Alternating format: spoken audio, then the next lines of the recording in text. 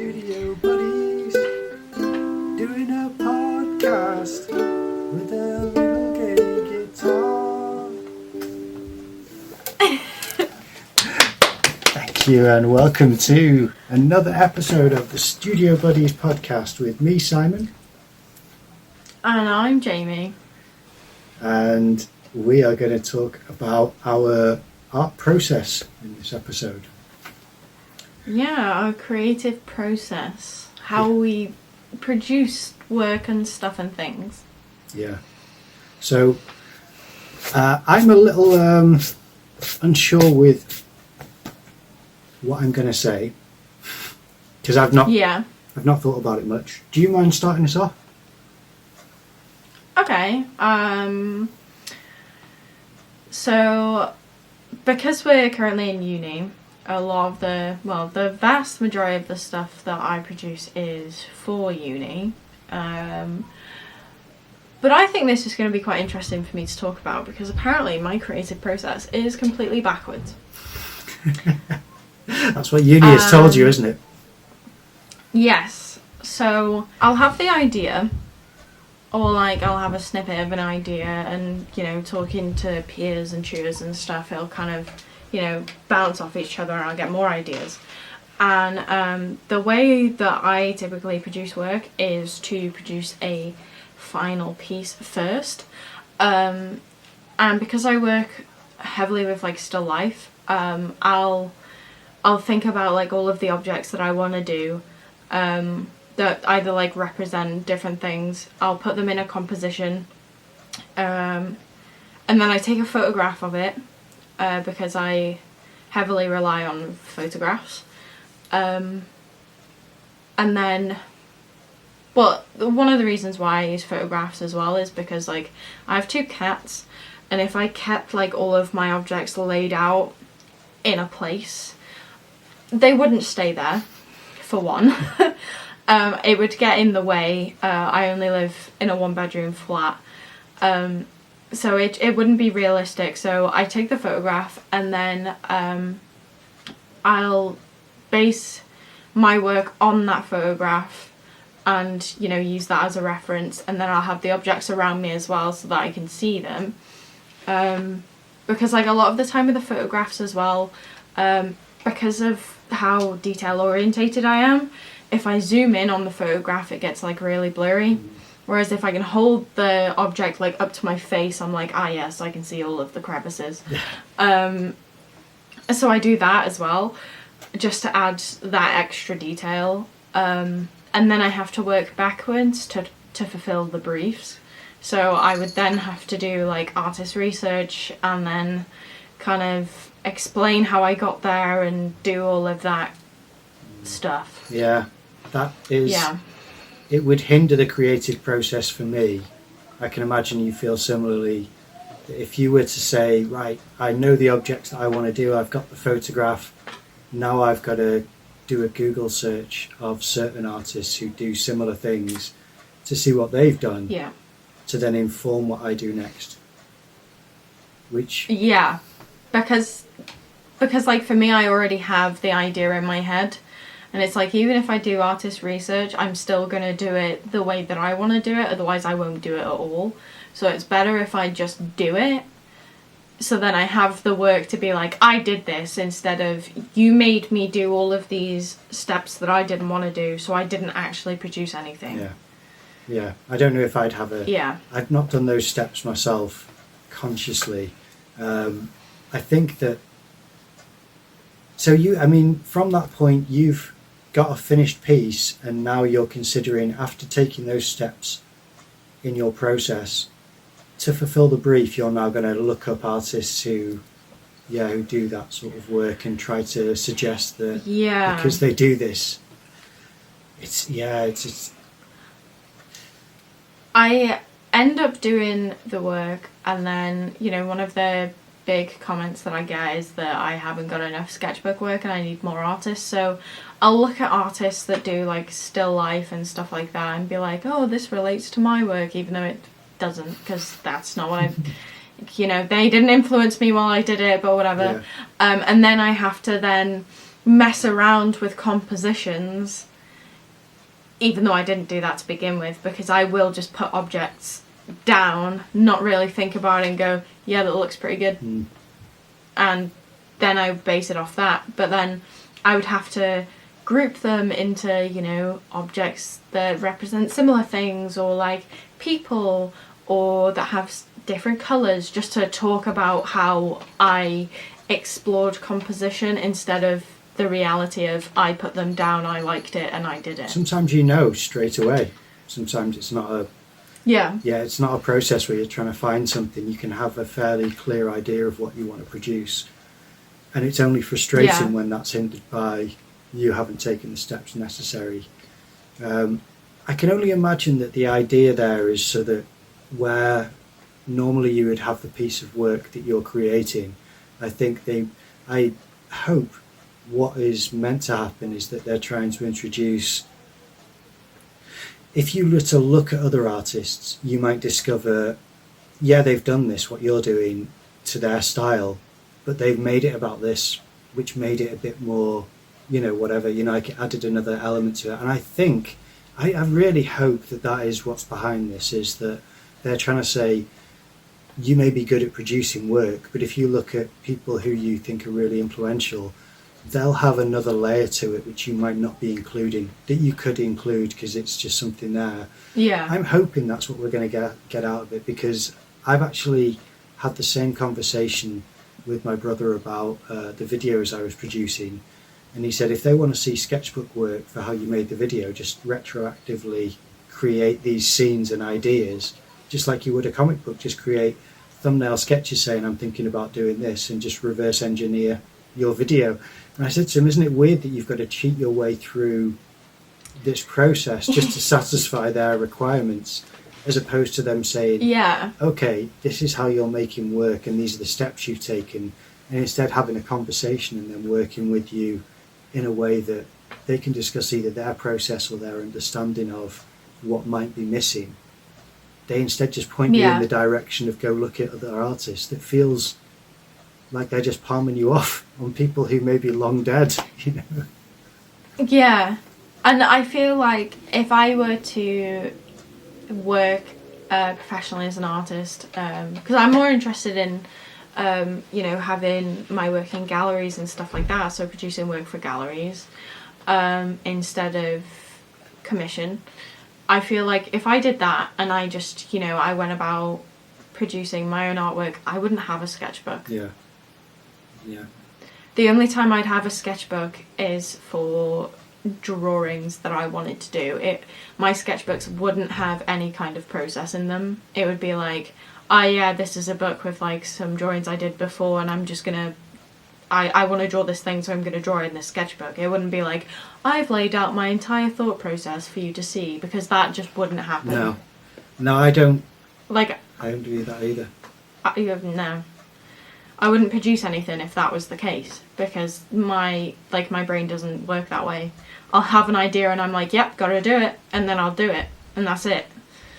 I'd started to try and have that trust in university, and when I saw how not just our year, but returning students who weren't even, you know, they weren't in their masters, they were just returning students, didn't have any regard for sketches and work that they'd hold of other people's, and third years that I would talk to would say, if anyone would handle my work, I'd make it you, to me. And I just felt flattered, saying, oh, they must just recognise that I'm keen to help people transport things safely.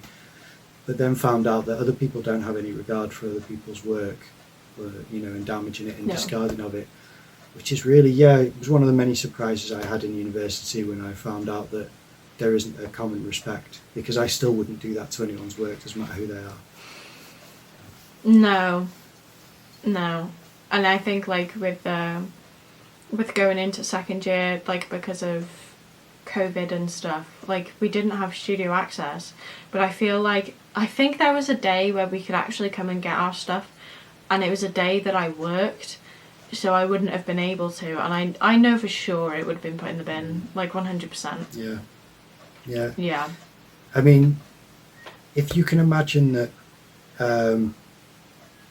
our student rep was someone who I've mentioned before, I won't mention her by name, but someone else, or someone that we've lost to another university, who, you know, say they were the student rep, and the people who weren't more negative in the studio either weren't negative or weren't there. Could you imagine a scenario where things that you'd left, where fellow students were coming in, wouldn't do that for you, and you wouldn't have friendships? I mean, yeah, I just couldn't imagine that the people who I got to know there outside of the troublesome aspects of our studio, that they wouldn't just do those favours for each other out of common courtesy, because I felt like that was something we were trying to build from our introduction there, as a trust and a friendship. Yeah. So that's something which is, I mean, just to quickly go over it, we used to have events, they still have events, where you know, all the years, I think, are all invited to this thing where different rooms will have different things happening, either films playing or art things or something. And during that, I went to one of them and I did sketches of people doing the different events. And one of the returning students asked me if she could have my sketches to scan and include in her submission of what was happening for that event, her participation in it. And I said yeah, and gave her my sketches out of a folder, you know, like where it had plastic sleeves, and took them all out, so all these pages weren't. And I'm not especially precious, but it's still, you know, I don't know. Yeah. But I left them in her care, and then when I went to ask her for them back, she said, oh, they'll be on my desk upstairs in the third year, which I didn't know she had a desk. I thought that she'd left, just like the other student who was returning with her, or several students, I don't know how many there were.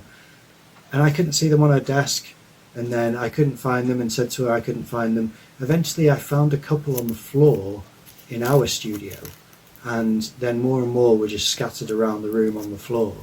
And she said, oh, it's fine, see, they were in your studio. And I said, they were on the floor. And she said, but they were in here, I didn't have them anyway. And I just thought it was shocking that I'd left them with her, and she had no feeling of responsibility of taking care of them until they're back in my possession. I mean, if someone had done that with, like, these are crisp packets that I've got for my art piece, and I asked for them to take photographs of, I'd still care for those crisp packets as if they were, you know, oil paintings, you know, because it's not someone's work. Yeah. I just don't understand. That's another reason. That is another reason why I feel like working from home is a lot better for me, because I know that all of the work that I produce at home, it's in my care, and if something happens to them, that's my fault. And I, like, with the paintings that I produce, I am quite precious over them, I won't lie, because I like to keep them so that I can then see the progress that I've made. So I want them to be able to reflect back on them. And if I had them in a studio space, it isn't guaranteed that they would stay in the condition that I want them to be in. And, you know, who's to say that they're not going to be stolen and used for something else? Yeah. Yeah, you don't really want to have to consider that. Yeah. No. That's why I prefer to work at home anyway, because people come in and out of that building constantly. You know, anyone could come in and just take your stuff. Whereas if I'm here. If someone's going to break in, I'm going to know because I'm at home. Yeah. So, you know, that works better for me anyway. Someone breaking in here works better for me. I can put the kettle on. Oh, hello. Fancy a brew. Oh, do you want a cuppa? Yeah. Be careful with the artwork. I'll bubble wrap it before you usher it out. Yeah, no, that's the thing, is that it's just disregard for people's work, regardless of what state it's in.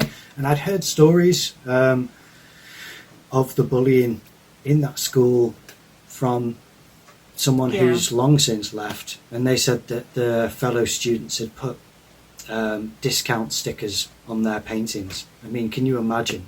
No. Yeah. Which I just thought that is like something out of a comedy show. That's like something so cartoonishly bullying that you just think, could you not just take a tutor and say this is an issue that should be addressed, really? But I think it's the humiliation of saying this is bullying. I'm a grown adult. Yeah. I've got a problem with bullying. Yeah. So yeah, it's we've wandered off from studio process, but at the same time, it's it's relevant to the studio experience and why a home studio has some advantages. Outside of uni work, what is it that you do? Well, uni work it's not much of what I do. I don't do a lot for uni work, not by design. I try. So outside of uni work, I do far more drawing and just trying to develop ideas. Do you mind if I actually quickly go through my process, actually? Because I should really tell you how limited my process is. I know I've skipped over it, but my process is basically, I do a lot of watching of cartoons and I don't watch loads of television series. I quite like unusual and old films because sometimes from that I can get inspiration from the light on someone's face, and that's literally what will start me doing a drawing of something. Is that if I think of a 3/4 face and there's light catching the eyelid on a film, and just like delicate light on this side of the face is usually enough to say you can see different sides of the face. I love that. I love when you can obviously see it and you think I could draw that because it's so striking how that looks in that environment. But I won't often pause a film and draw a frame of it. I've actually found a drawing recently from a film called The Phantom Thread, or just Phantom Thread I think it's called, by Paul Thomas Anderson, and I'm sure that's what I've drawn this from, and it's very rare, but Paul Thomas Anderson is one of my favourite film directors, and my process will be either remembering what I've seen in a film and starting a drawing, and it will normally be a drawing. I rarely paint. And it will be, is it going to be on cardboard? Is it going to be on paper? Normally on cardboard. And if it is, you've got the problem of there's more than one face to the cardboard, so you've got to think of more than one image. Which can be good, it can be bad. I've had an idea recently, I'll quickly show you where I'm up to. I've got an idea of doing a phone box, so getting a guy inside of a phone box so that every face is an angle of him stood in the phone box, That was an idea that I had, but it's kind of going wrong so far, which is part of my process is to do ink first, let it go wrong, and then do it again. So I've got a backup box that I've got to the side that's a bit more precious, a bit more of an expensive cardboard box. No, it's not expensive or good, but it's and then I'll just redo the drawing. But I'll try to make it ink first, so I'm not very plan it out, and not to the process that you have where you're taking photographs, and doing things like that, because that's good stuff for uni. So I've got even less to offer and even more to build retroactively to make it fit the process, and that I can't show them that for uni because they don't want to see an ink drawing of a guy who doesn't exist except for in my head. It's not interesting to them, which is weird because I would have thought that that's quite still a departure from classical academic old-fashioned formalist painting. So, the process for painting, however, will be a photograph that I have. I'll put it up on the screen. I normally now won't draw because I'll draw with the paint. I paint until it's done. It's terrible. So there's 3 steps at the most. Idea, start, either abandon or finish. And it's usually abandon. I think what I do outside of that. Oh, go on. Sorry. I've only abandoned one, and that was a university piece. I had this idea. I thought this will be okay. I can probably get further ideas from it. And as we've spoke about before, one of my main themes is mental health, and this wasn't mental health based. And I abandoned it because I was like, I am not passionate about this. I'm doing this for the sake of doing it. This is rubbish. And that piece is still unfinished, and I will not finish it. It's pointless, isn't it? You can't invest all that time and effort into something where it's not true. It's not a true thing that you want to express or explore. Yeah, and I currently have one that I am starting that isn't based on my mental health, but it's a collection of objects that I really like them because they're very unsettling, and I like it because they're kind of quirky. And and I'm going to do a painting of that. Just because I love the object so much, I'm like, yes, this needs to be something that I paint. Whereas, like, with this other idea, there wasn't, like, you know, I wasn't excited about the imagery either. I wasn't excited by the objects, so I just, like, I did some of it and was like, this is absolute trash. When you've not got the concept, it's just labour intensive, isn't it? It's just, this requires a lot of effort. Yeah, but like the one I'm doing now, even though it isn't based on my mental health, because I love the objects so much and they bring me so much happiness, just by looking at them, like, I smile because they're just so, like, unsettling. I love it. That I'm like, yeah, I could paint this and I can enjoy it, and I know that I could probably do a good job. Yeah. I mean, for uni, I have to say that because you asked me what I do outside of the uni work, I should probably say that my uni work isn't drawing or painting. It's video at the moment.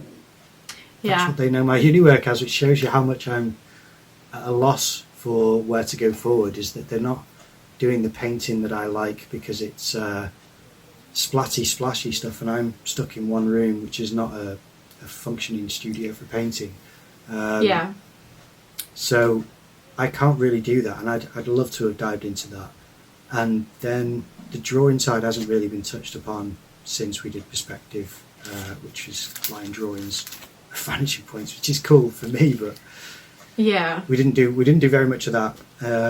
So now my work is now bits of video that I'm trying to make look cheesy, cinematic, artsy fartsy, you know? Just because they're going to recognise it as somewhere in the genre of fine art, and I'm just trying to poke around and go, where can I fit? Because I don't mind film, I love film. I didn't intend on going into uni to become someone who works with and edits film outside of uploading videos of process and things that we do, you know, with art making. Yeah, I have noticed that a part of my process in uni now, I have started to do videos, and I originally started to do videos because I wanted to do a video.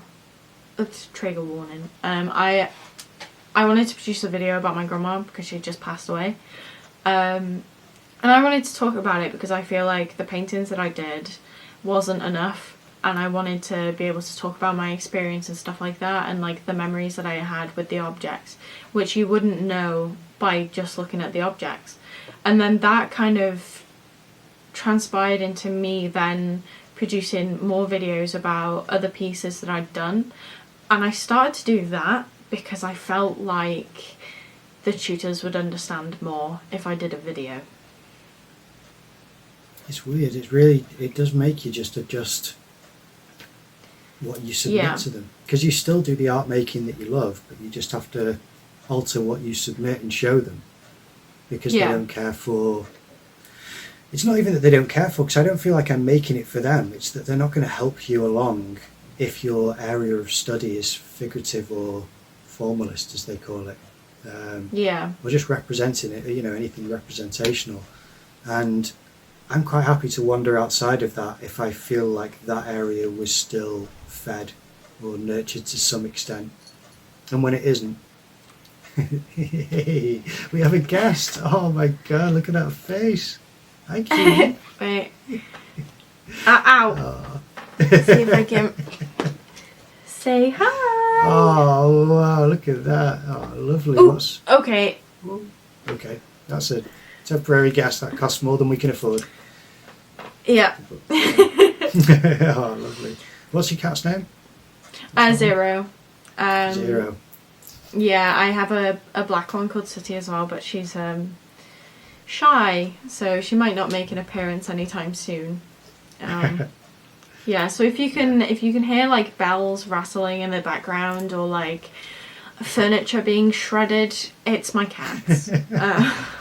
Is it? It's not your feet, is it? You got bells and you shredded your furniture. Maybe.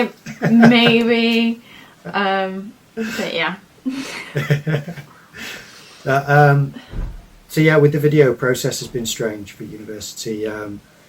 My most, I don't know, the one which has had the most positive reaction, because I've had next to no feedback for anything really, was doing a bird's eye view of a meal, and I'd have the camera set up and I'd try and stay out of the way of the camera with my head, and just have a time lapse of my meal disappearing, being pushed around the bowl, and then I'd have a series of those put together.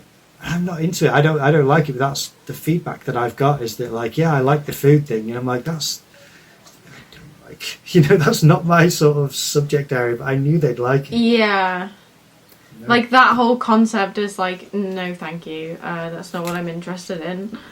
It really doesn't make the meal enjoyable, as well, when you've got to kind of cup your hand underneath every spoonful of food because you're like, I can't eat it over the bowl because the camera's there. It's really annoying and it's not worth it. So when they said that, they like that, I thought, I don't know if I'm going to be able to explore that. If they really want me to, then I'm going to position the camera elsewhere and just shrug my shoulders and say, I've got to get the qualifications to the extent that I've been there for long enough to get stable, all of the things that uni won't accept, that I still think are the more valuable fine arts. I don't know, am I wrong? Is fine art just not what we're doing?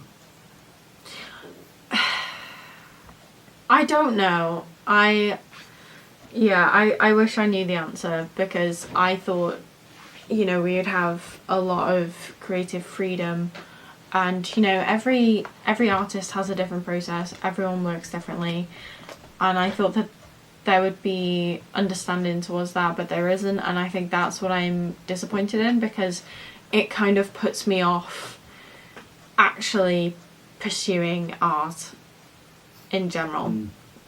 Yeah, I've wondered that. I've certainly wondered about where I go with fine art, because when I discussed with someone, how the third year's going to go, they started to mention all the opportunities of getting shows and exhibitions and different things to get your work around, and I was thinking that would be cool if there was a studio full of people who are doing anything close to what I want to do.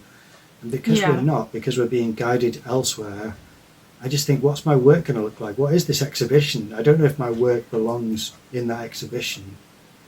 If I'd rather kind of produce other work. Yeah, I don't know. I really don't know what, because no one will out and out say to you, fine art, we mean, they've said about not using effort, I think it was, in one of the talks that one of the tutors had. He said to stop trying, stop making effort, don't use skill or talent.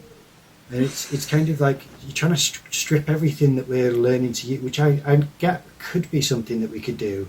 I would definitely have to trust someone if that's what I were going to do, and I'd feel like I'd need at least a year of expressing my, figurative formalist studies, so that I feel like, okay, I've really grown there and I trust this person.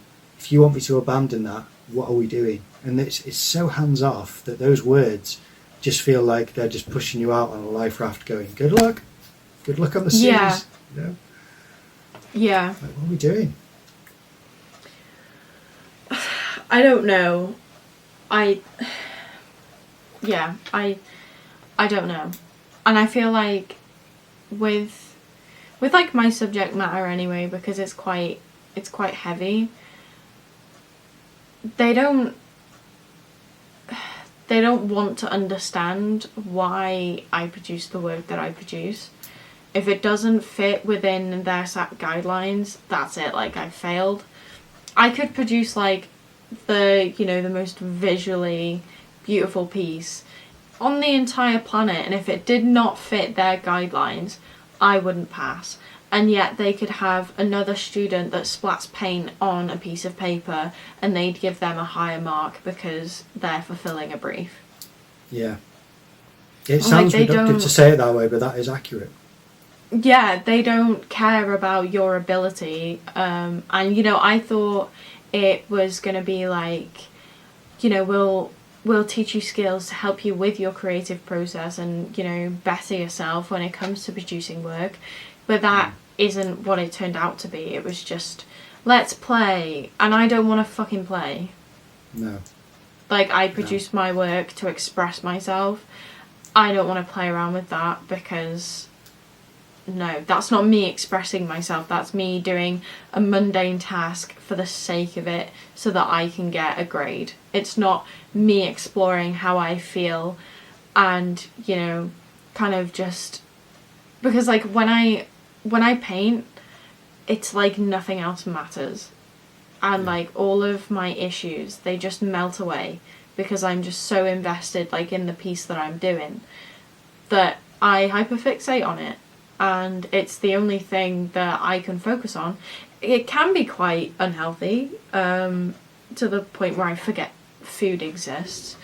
But, you know, I'm so focused on actually doing the piece and making it look nice while still kind of exploring the subjects that matter to me. And then for that to be discredited because it doesn't make sense, or like, oh, well, this doesn't fit in with what we're looking for. What are you looking for then? Yeah, it's a strange reaction where they say it's either reduced to cartoon, you know, or caricature of what you're trying to do, where they've not really looked at the substance. They've just kind of glanced at the surface and said, this. Sometimes it just feels like you're being patronised when you're being told to play, and you've got no outcome where you could say, this is actually something that we were told to do without any outcome, and now that I've got it, and there's none of that. There's no kind of reward to the process, or I just don't feel like there's anything there. Like they're kind of saying, do this, and then sometimes you go, I don't really understand what you mean by do this, because if we're all doing this, then what do I supposed to understand about doing it to make it valuable, I suppose. Yeah. I don't know. I feel like if it wasn't so restrictive and they kind of, you know, they lended towards more of, you know, like the practical side of how you get to do things. So like our perspective lessons and stuff like that, and the lessons that we did on like grounds and stuff like that. If they allowed more of that to develop like your technical ability, I feel like I would understand more. You know, if they were trying to encourage us to improve on our technical ability and stuff like that, then I would understand. But because it's very much like, what could this represent? Do this and play. Like, I don't understand. I feel like I'm quite a literal person, so like even if I go into a gallery and I see a piece that I like it because of the way it's done. And that is what I'm drawn to. I'm not drawn to like the deeper meaning and stuff like that, because if I go to a gallery and I see a piece, my thought isn't, what does this mean? I look at it and I'm like, wow, that's done like really well, like that's impressive. But because there's none of that in uni, I feel like I'm missing out, and I feel like my creative process is gonna stay the same because I'm not being taught anything else that I can use. I was going to say exactly the same thing. I was going to say they're not teaching it, and if they taught it, we'd be able to learn. And I think that's what we both need. Yeah. That's what the whole studio needs. The few things that I feel I have learned haven't been covered, and that made me panic in the first year, to think people don't understand this stuff, and I shouldn't be understanding this better than anyone else because I'm an absolute novice at a lot of this stuff. So I was, worried by that, because I thought I want to come out feeling qualified, feeling like a professional when I come out of uni, and I'm going to feel overqualified coming in. This is weird. And then when they don't teach concept the way that you need to teach concept, because I don't feel confident that the tutors we have really practice and understand concepts to the extent that they can teach it, or just are good at teaching that sort of thing. Maybe it's not required of them, but we've not had any deep dive on any artist concept wise. No. Where we can say, oh, well, if you look at the so-and-so that we went through, we just didn't have that. So that's where I think when I talked to a tutor and they said to me that they look at a painting and they don't want to figure out a puzzle, they want to see poetry, and I love that as a quote. I do think that the puzzle's required, unfortunately. They are requiring that we are able to create a puzzle in there. That's what they're saying to us basically, is it can't just be beauty, it's got to be beauty with significance and depth. And when we're sort of saying, I don't really know how to kind of imbue that into my work without it being a natural quality, it's almost a byproduct of my honest and sincere, if that doesn't just happen, I don't know how to inject it. That's what I feel I'm missing. Unfortunately, I don't feel like this is what we're going to learn in third year either. I feel like it is just going to be the same. We're going to be given a module, we'll have to work for the module, and that's going to be it. We're not going to do much learning. And I understand the idea that in uni you're supposed to do your own learning as well. I get that. However, why am I paying $9,000 a year to not be taught the basic skills to then develop my own practice?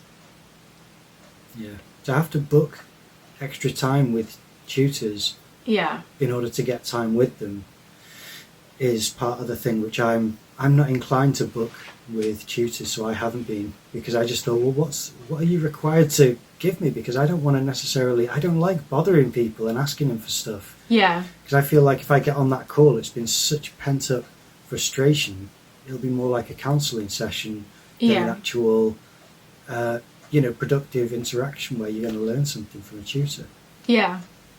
And like, don't get me wrong, every now and again, if I do have a call with a tutor and I am getting stuck for ideas, having someone to just quickly bounce off does help me generate more ideas. And I'm like, this is somewhere that I can, this is something that I could run with. But then in terms of like anything else, not that great.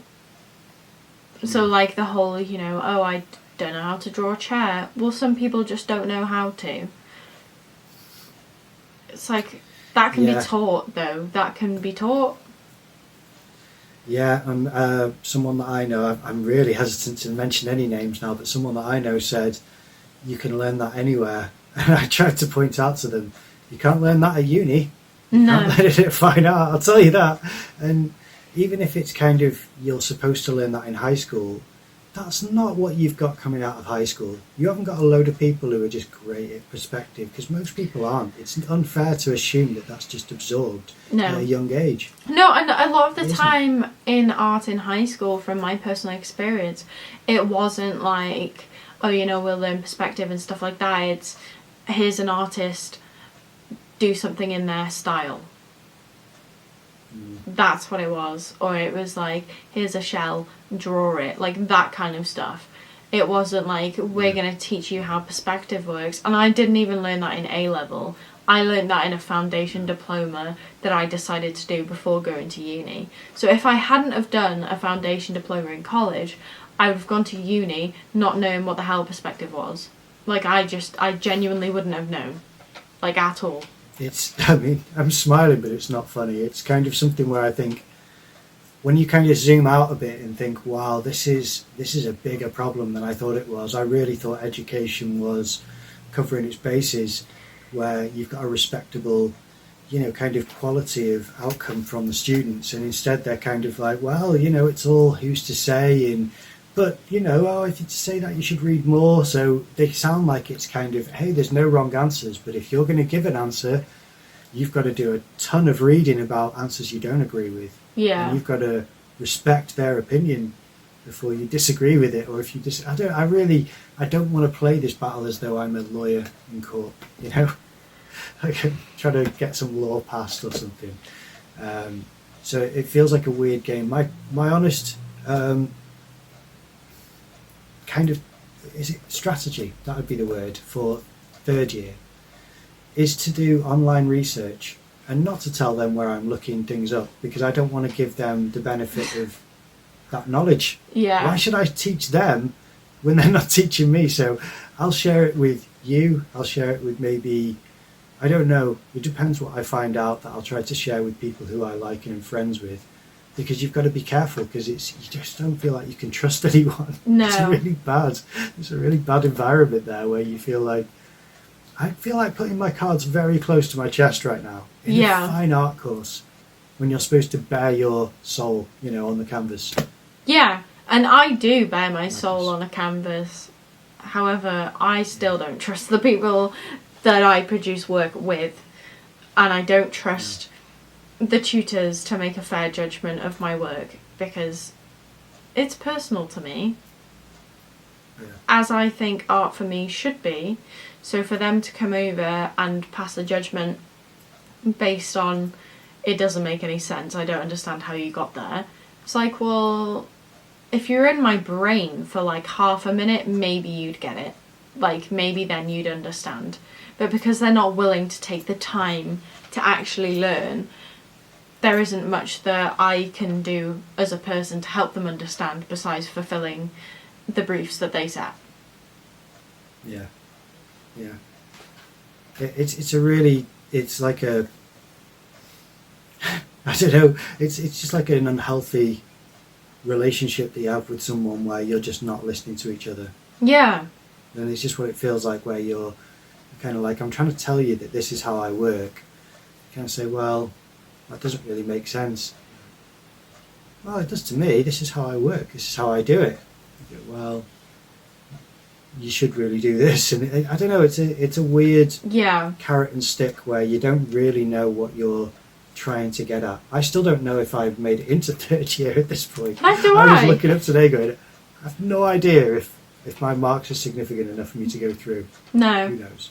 And I've said this before, like, uni, they're really good at accommodating for you if you're dyslexic.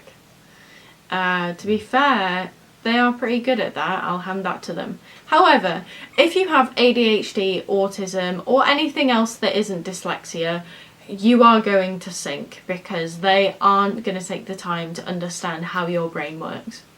Because you don't fulfill the work that they set, therefore you're going to fail unless you fulfill it.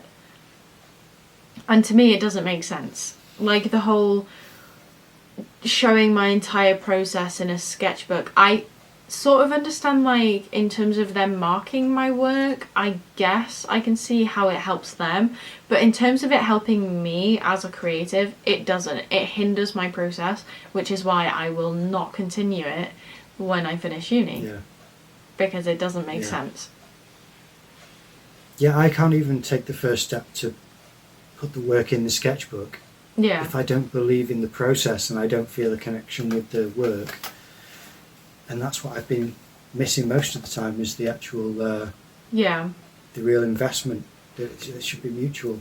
Well, there's just the idea just being clear enough. I don't know, it sounds very negative, but I'm going to try and because I'm still trying to, being someone who does have very visual imagery, so I'm sorry to kind of, do it from this perspective, but as someone who does see pictures, I have this idea of what I wanted initially to come out of a fine art course, having achieved with paintings, because it was paintings that I wanted to explore, but also I wanted drawings to be something that looked like they materialised on the paper.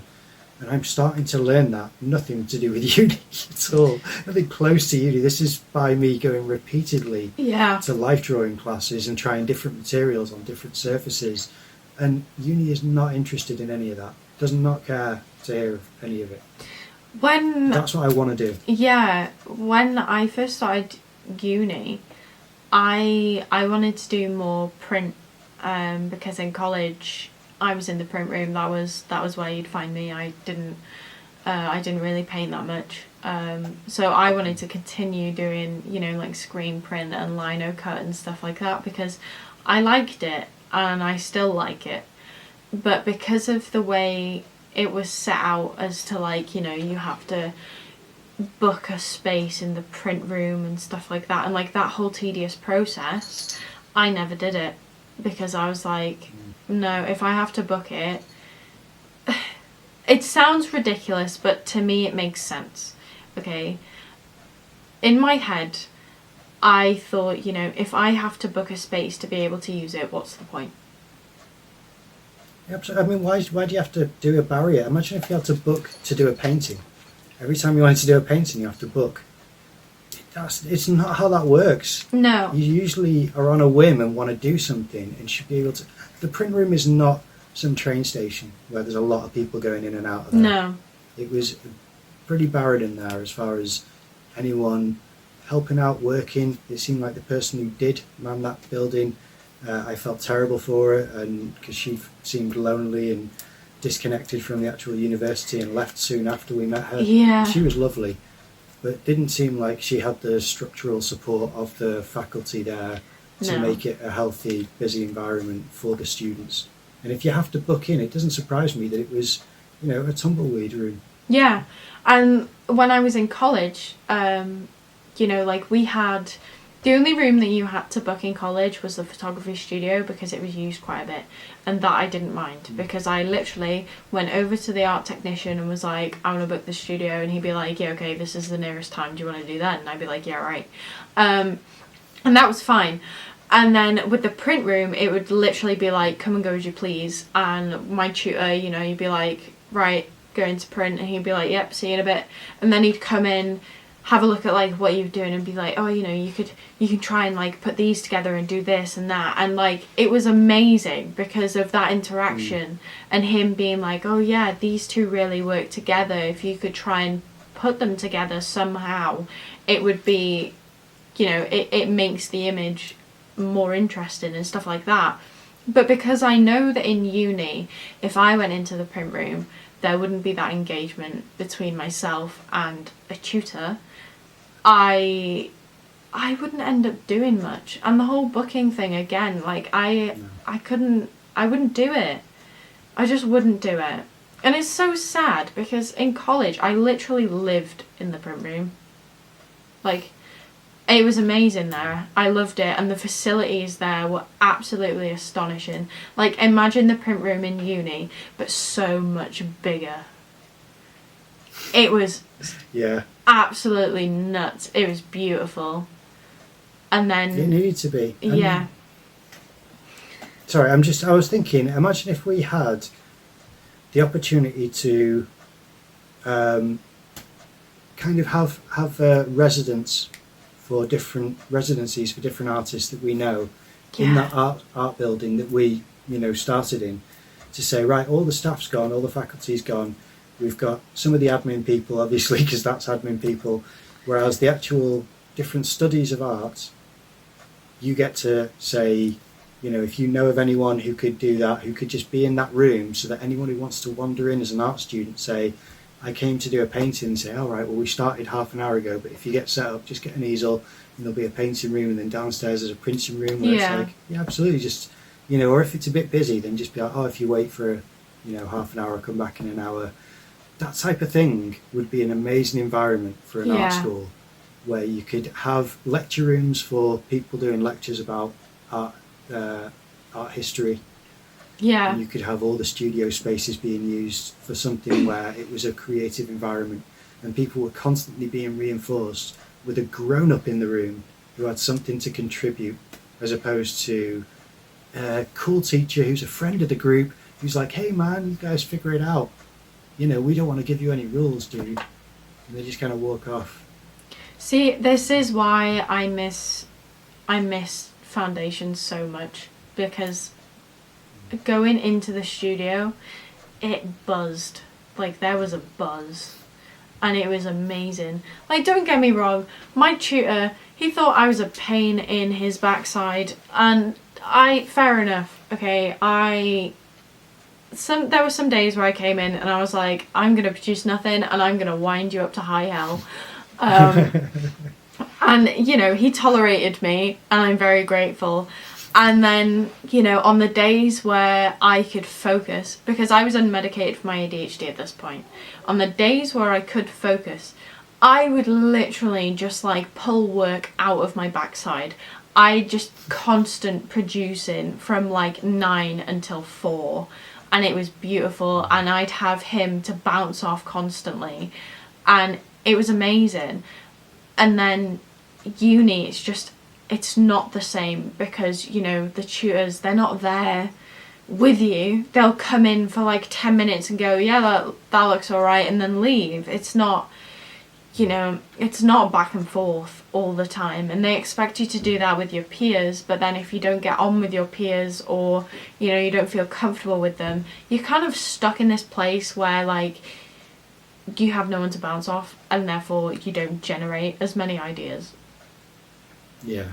And you don't They all learn. seem to have an energy of, when they kind of walked into the studio, all of them seemed like they were, except for one, but all the others seemed like when they came in, they didn't have much time. They were kind of exasperated with the day. They're trying to do their best for you. They're staying positive. They want to give you a bit of a kind of life coach sort of energy, and then walk out. And it'd be always quite brief, and you'd always feel a bit bad going, oh, I don't want to stop them and keep them for too long, because it seems like they're coming in with too much on their plate. Yeah. Yeah.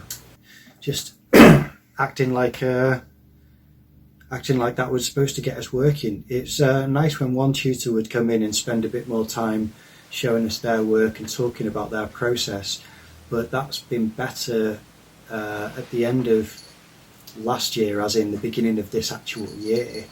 Yeah. At the end of the second year, if you know what I mean, when they started to do slight bits of demonstrations, that would have been really useful. I honestly think we could design a better university based on the mistakes they've made.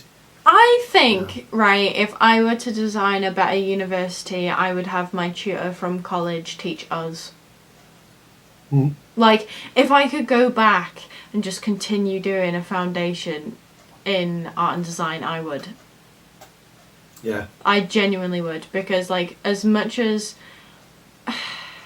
I don't know, it was a very strange, like, relationship with him, because I irritated him, he irritated me, but we both got on, like, so well. And, like, the amount that I learned from him is so much more than I've learned in 2 years of university, which I also think is why I'm quite disappointed, because I was under the impression that from my foundation, from everything I learnt there, it would be that but more, and it wasn't, and that is what I'm disappointed in. Like, it could have been so much more than what it is, and the fact that we're paying for it as well, whereas when I did my foundation, that was for free. Yeah. Like, I didn't pay. Yeah, I've not got a great concept of the money. That bugged me more, but I've never had a loan before. And to have this student loan was just a big decision on investing in this qualification. Yeah. I thought, like I said, I'd come out being like, I'm actually, you know, a young professional coming out. You know, like as in not in age, but in the sense of, you know, young in my years of being a professional artist, which I'm not going to feel like outside of uni. No, I feel like I am going to learn more just doing what I do now anyway, compared to going through the education system. Like, I think I could learn more watching videos on YouTube than going to lectures that I pay for that are supposedly run by artists. Yeah. Which... Yeah, I already have learnt more from YouTube. That is so disappointing, and I think that is why my creative process isn't going to change, because I know that it works for me right now, and until I find something that really resonates with me, I'm not going to change my process, because it's what works, and that is what keeps me creating the work that I do, because it makes sense to me. Yeah. Well, I'm hoping that the strategy that I'm going to try and go use, you know, the one which I said before, where I'm just not going to tell them about all the extra work that I'm going to look into doing. I'm hoping to get the benefit out of that we are missing from uni, and then to just show them the stuff, because I might just keep feeding them videos and see if I can get a uni, degree based on video. I really don't know what the fine art videos could yield. I mean, at the moment, it's not something I'm excited about doing more. The videos that I like making would be more cinematic. It wouldn't really be fine art. Yeah. Because it has to be non-linear to an extent with fine arts, doesn't it? Because everything that we've seen for video has been jarring with how you present things in order to provoke a response, and it's never really beautified. It's always kind of nasty. It's never nice, you know. Yeah, it's weird. To be honest, I don't even know what fine art is anymore. No, it's a strange, elusive term that no one will discuss. I remember asking a third year in our first year whether she thought that you can draw with ink and it'd be fine art. And she said, yeah, but it depends how you do it. And I said, have you got to remove yourself from it to a degree? And she said, yeah, that sort of thing. And I was like, is that not frustrating to you?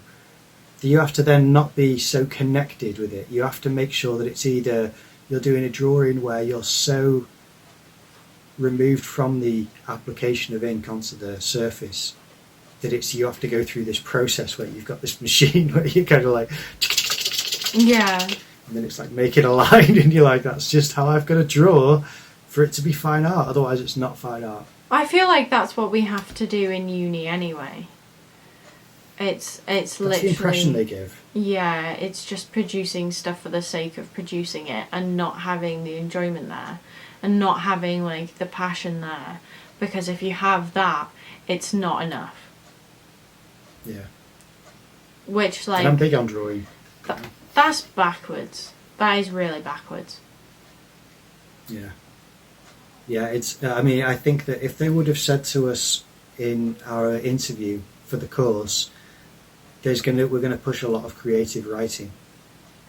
I don't know if I would have known what they meant. And I think if they were really honest and upfront by saying, this is what we're talking about, is that we're going to require writing. And it hasn't yet, because I've really resisted it. So I've done one video instead of doing writing. Yeah. And then with the other one, I kind of threw it together last minute when I remembered it. With this one, this most recent one, I failed to meet the word count by a massive degree. But I think there was enough there just about to scrape through, or he was just very generous with me, because I think I'd really failed that one. And I'm just not a writer. And when I've spoken to someone who has experience as a tutor, they told me that students who have a good mark in their studio work often don't excel in the written work. Yeah. And your marks can be made up by your studio work. So I was reassured there. And I'm trying to get a more mature perspective on what we're looking at for a course and how I'm going to come out of it, compared to what you get from the tutors who are in the course. Yeah. People who, like I said, sometimes you can speak to outside of the university, who have that experience and knowledge, can really help calm things down. Yeah. Because that's why I felt massively frustrated with the course. Yeah. I think, like, I don't know, I feel like the only advice that I could actually give in terms of just, you know, going through the education system is to just do what they want so that you can get the qualification at the end, and then you can do whatever the hell you want. Like, if your process works for you, just go with it, because it works. Like, after education and all of that, literally just do what works, because if you try and do it to conform to these rules that they make us believe that, you know, artists use, you know, like every artist uses a sketchbook and they plan everything. Not every artist does, and I know that because I don't, and it's an unrealistic expectation to have. So if your process works for you, even if other people don't understand it, just do it. Otherwise you won't produce anything, or it won't be things that you enjoy. So just do it. Yeah. Yeah. Yeah. If you like drawing and painting, and you like drawing and painting things which are in the real world and not so abstract is what I mean. If you're not, you know, necessarily trying to be an abstract painter, just know that you'll just have to put all of that to the side in order to fulfill the requirement of uni, unless you're quite happy to shoulder that lack of feedback that you get from your work. It's that you're not going to have the support from your tutors or from your fellow students, because they feel the pressure and the stigma of, if they support you doing that, are they misunderstanding the point? And I think everyone's scared of that, as opposed to being willing to challenge it and to answer it. Yeah. And if you are drawn to abstract stuff and not of anything figurative, just know that that's all well and good. But if uni were to offer you something where you had a good understanding of why that can be useful for you, you'd come out of it so much better at never going near figurative stuff if you don't want to, but you'd never have that disconnect. And I want to be someone who could be an abstract artist, because I love abstract work. I'm not inspired by it yet, but I was hoping that if there was some way to connect with that, I could have done that through uni and made abstract work for a series of either paintings or sculptures or whatever, because I'm not closed off to any of that. But it was more the environment and the introduction to it which steered me away from it. So I think if I just had lower expectations and just realised, if you had to think of what you expect going to a shop is, there's an experience of like, you go in and the person goes, how do you do? Good afternoon. And you walk through and it's like all lovely, calming, everything's itemised and stocked up, and you get it dead cheap and there's an offer, and then the person thanks you and they're lovely, and you walk out and then you go into a shop and it's actually not that great. It can be quite nasty sometimes, and you're like, dude, I'm going to come and spend money in your shop. Why are you being so mean? That's what you should do with uni. You may think like it just doesn't benefit the uni to do that. Doesn't matter. That's how it'll work sometimes. They just have people who are more those personalities than they are the professional they should be. Yeah. It will never be to your disadvantage to learn perspective and form. Ever. It's a valuable thing to learn, and if that means that you have to do it on your own back, it will be beneficial either way. Because as soon as you have that understanding, you have understanding of, just objects around you in general that you didn't have before. And, that's fine. And if you can use that in your creative process, it'll make it easier. Yeah. Hey, quick story before we go. In the first year, I was given the opportunity to get into a meeting with a committee that were, came into the university to ask the students and the student representatives what they liked and didn't like about the course, what worked and didn't. And I went there to make a case for a life drawing class to be made available. And I kind of outlined the benefits of it, the things that I've learnt so far, and how deficient I felt still, and why I felt like it would be a continued benefit to have life drawing.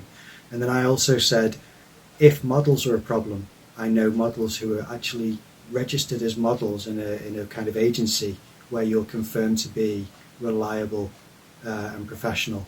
Yeah. And I also know, male and female models, and the space for it I discussed with them, where I was saying that if you wanted a space for life drawing, the studio where the first years were would be perfect. It's down the end of the hall. There's not easy to look through, it'd be easy to block the door to make people not look in. And you could have a real good circle of easels around someone, and someone walking around helping people with how to approach life drawing from different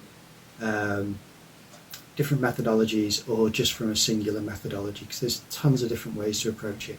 Yeah. And they were quite receptive, especially one of the committee members was quite receptive, and I got heckled from the back, and I hadn't realised it was a heckle. I thought it was someone who'd just seen that this is a good time to maybe mention something they care about. And it was one of the returning students, and they said, well, if we're going to do that, then we should do creative writing. And you can tell by the wording that it was a challenge and it was a heckle to what I was saying. But at the time, I just didn't register it as that. I honestly thought it was just like, that's great, do life drawing. Also, let's do creative writing. I heard it like that, and it was only afterwards that I thought, oh no, this explains quite a lot. There's a real knee-jerk reaction to, let's get some of the classical studies in there. It's like, well, if we're going to do classical studies, we should do creative writing. If someone's a fine artist, of course they're a creative writer. I mean, maybe that is true, but that was not the first thing on my mind for any fine artist that I'm a fan of. No. I don't say I love Paul Cézanne, but what has he written? I mean, I'm sure he's written loads, but I don't know Paul Cézanne for his penmanship, I know for a fact I couldn't do any creative writing at all. Like, it's just not there. I mean, imagine every artist that you're into, you have to read a ton of stuff as well. I just don't get it. I don't get it. Why don't we just create the images, do talks and bits of accompanying text if necessary? I don't know why it's going to be so densely, laid with academia that seems what people know academia as, which is pointless philosophizing and self-aggrandizement. Yeah. And that's the impression I've been given as well. That's what it seems like. Yeah, but it's true. Yeah. But yeah, so I don't know. It's all, as far as the studio process goes, at this point we're both at a similar point of considering retroactively building what they require just to shut them up.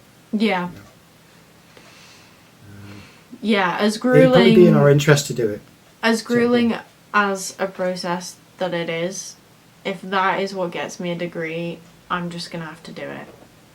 And that is, I've come to accept that, because I don't think they're going to change the way that they teach to suit my needs. So there's no point in me trying to push for it when I know it's not going to happen. It would take more than just me for a change to happen, So, yeah.